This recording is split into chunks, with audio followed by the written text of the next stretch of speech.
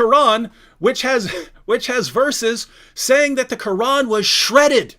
Was shredded. By the way, Sam, I like the Palmer translation. It said those who dismember the Quran. That's right. It's right here. I was reading it. Yeah. And get the point, guys, because if a Muslim wants to say, hey, that's not talking about the corruption of the Quran, I say that's fine. But we're pointing out the hypocrisy here.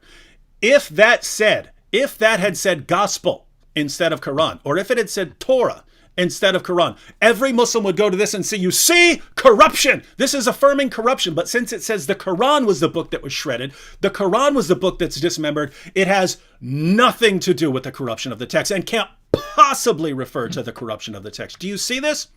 They could take the harshest language used of any book in the Quran is used of the Quran. Yeah. The most negative statement about any book in the Quran is used of the Quran. It was shredded. But they won't say that has anything to do with corruption. But then they'll go to a verse which doesn't say anything about corruption, and they'll say, you see, that's corruption. And it won't mention the gospel, and they say, but it's the gospel anyway. What does this religion do to people's ability to think? It's amazing. Yeah, like I said, there has to be something deeper. I mean, we're not materialist, physicalists. We do believe there is a spirit realm. Yeah. God exists. Spirit.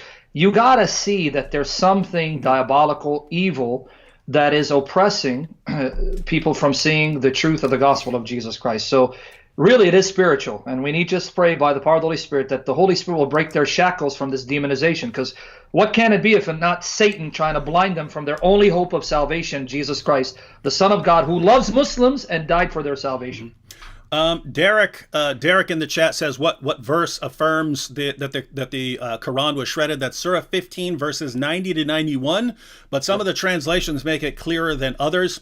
So Pickthall says break the Quran into parts. Yusuf Ali said, as have made the Quran into shreds. Hilali Khan says those who have made the Quran into parts. Shakir says those who made the Quran into shreds.